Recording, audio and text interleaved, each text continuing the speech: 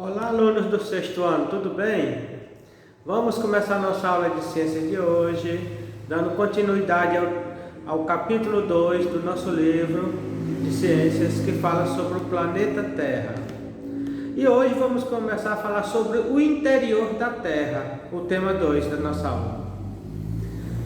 O estudo do interior da Terra apresenta muitas e muitas modificações pelas quais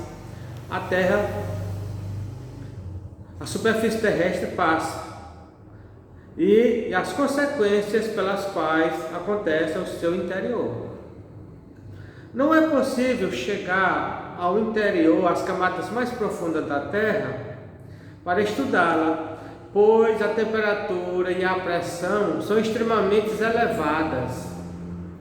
Então, uma das formas de conhecer o interior do planeta Terra é analisar evidências indiretas, como os terremotos e o material que chega à superfície pelas erupções vulcânicas.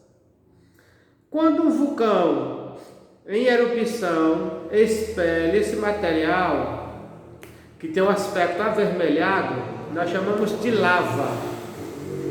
A lava é constituída principalmente de rocha derretida lá do interior da Terra, do núcleo. Então podemos analisar, portanto, que a lava tem origem de um local muito quente no interior da Terra. Além disso, é possível concluir que esse material está submetido a uma pressão muito alta, muito forte, que geralmente é lançado do vulcão com bastante intensidade. Então, o interior da Terra é um local muito difícil de acesso. As pessoas, para poder estudar, analisar e conhecer um pouco sobre o interior da Terra, eles têm que desenvolver equipamentos modernos e que suportem altas temperaturas, porque as erupções vulcânicas, os terremotos e outros fenômenos naturais, eles são utilizados para estudo do interior da Terra, para que possamos conhecer essa composição da Terra. A estrutura da Terra, ela pode ser dividida em três partes. A estrutura interior, no caso, a crosta terrestre, o manto e o núcleo. A crosta terrestre é a camada mais externa do planeta e a camada mais fina. Considera-se a existência de dois tipos de crosta, a oceânica e a continental. A espessura da crosta oceânica, ela constitui o fundo do mar, dos oceanos, e varia de 5 a 10 quilômetros. Olha o tanto que é fina essa camada. Já a espessura da crosta continental, essa que nós estamos pisando, moramos, é uma parte fina, que pode ter a 30 a 70 quilômetros de espessura, muito fina também. A crosta é formada por rocha no estado sólido. Em muitos lugares, essa rocha não são muito aparentes, pois são cobertas pelo solo, pelos oceanos e por outros sedimentos, como as dunas. A crosta terrestre é a camada superficial, pessoal. Essa camada superficial é o solo na qual nós estamos em cima, onde nós trabalhamos, construímos, moramos. É uma camada muito fina em relação a outras camadas.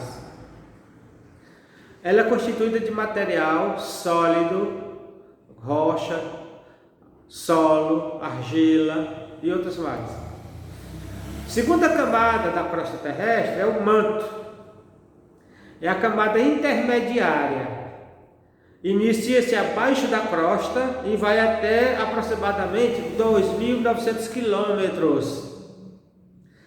A crosta é a parte que fica acima do manto.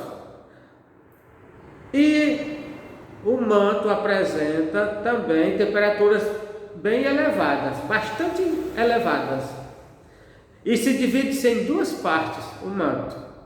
manto superior e manto inferior.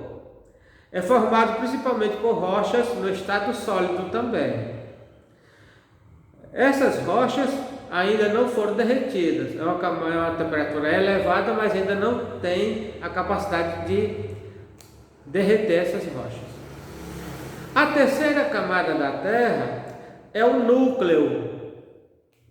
É a camada mais interna, mais intensa, mais longe, mais distante do lugar que nós estamos, na planeta Terra. Ela inicia-se a partir de 2.900 quilômetros de profundidade, indo até o centro da Terra, a cerca de 6.370 quilômetros da superfície.